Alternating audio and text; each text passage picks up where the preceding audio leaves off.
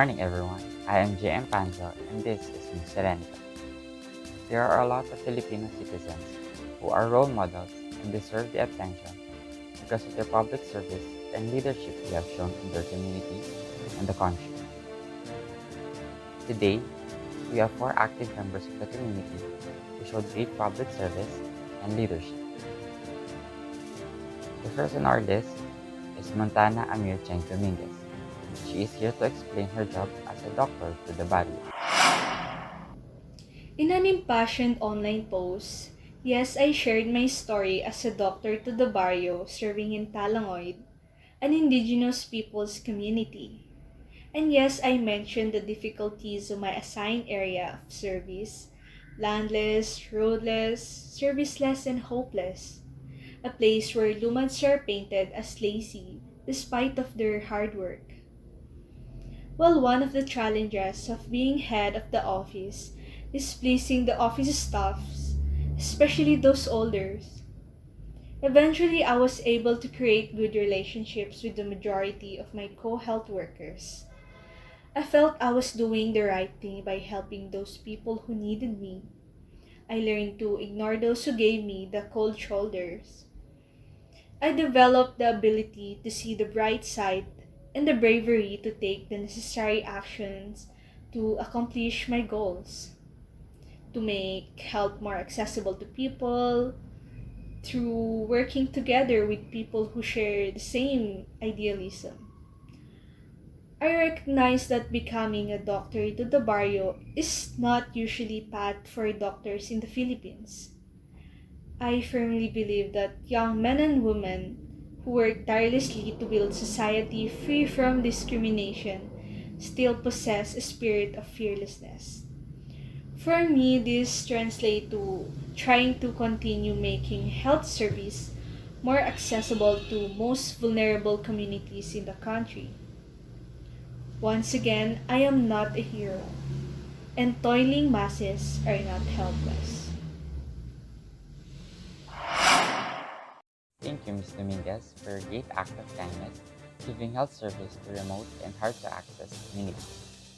Next, we have a PWD rights champion at Philippine Accessibility for Disability Services, John Paul Ecarna Maunas.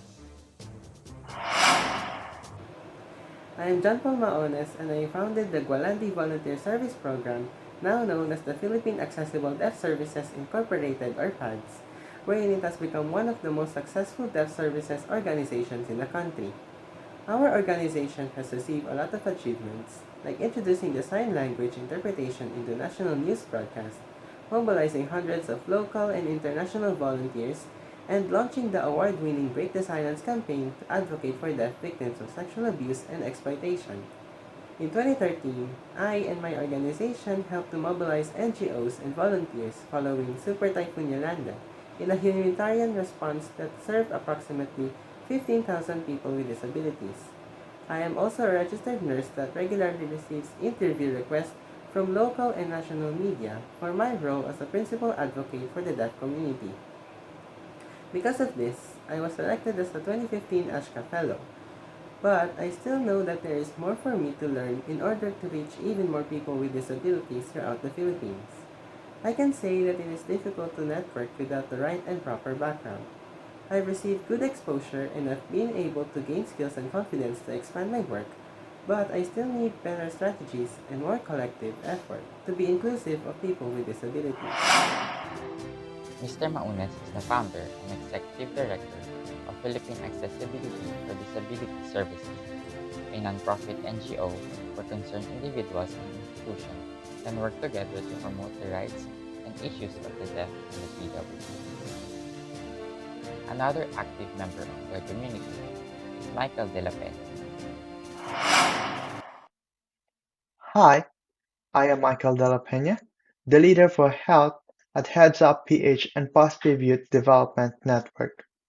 Most people knew me as a guy that is a mentor in heart as I push the NGO workers' talent to the limit of their potential, especially those young leaders in the health sector. Today, me and my team has reached over 200,000 youth leaders, who then proceeds to reach and help over 2.4 million Filipinos nationwide. My work requires me to believe and defend the fundamental belief that every youth's idea is worth a try, and therefore, we could see that the youth leaders really made a difference in the country as government agencies and even international organizations give us recognitions for our contributions. For me, combating apathy and despair can be done by giving young people something to hope for, that through our collective actions we can usher in a better and healthier world. I am a type of leader that is willing to help no matter if I get the recognition that I deserve or not. This is a type of leader that most people deserve. There are not a lot of articles about me, but my records, it speaks for what good deeds I have done for the nation, and as for most people says, action speaks louder than words. Persuasiveness and dedication is a trait that most people want as a leader. People keeps on hoping to the government that everything would be good, and this is great, as people still believe that we could improve the government system as an overall. Therefore, I still believe that without hope there will be no heroes. That is Mr. De La Peña and his work as a youth leader for health at Heads Up PH and Positive Youth Development Network. Our last member is Debbie Bartolo. She is a community organizer at FICA Initiative. Greetings everyone, my name is Debbie Bartolo and I am the founder for Likha Initiative. This program was instituted so we can push zero waste policies in major cities of the Philippines. We at Likha Initiative focus on educating communities about proper waste management and the use of eco-friendly materials. At such a young age, it is indeed hard to manage community organizing.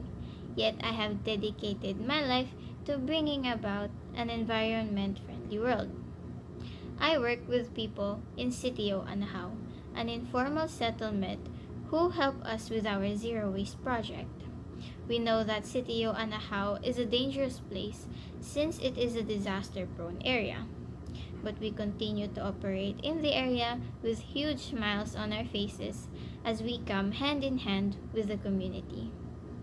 From these experiences, I realized that opportunities must be provided for the people so that they can define the social change they want to see for their future generation. I know deep in my heart that I made the right choice on my decisions.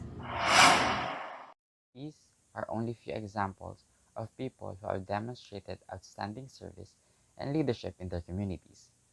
There are many more people who should be recognized for being wonderful role models in their communities.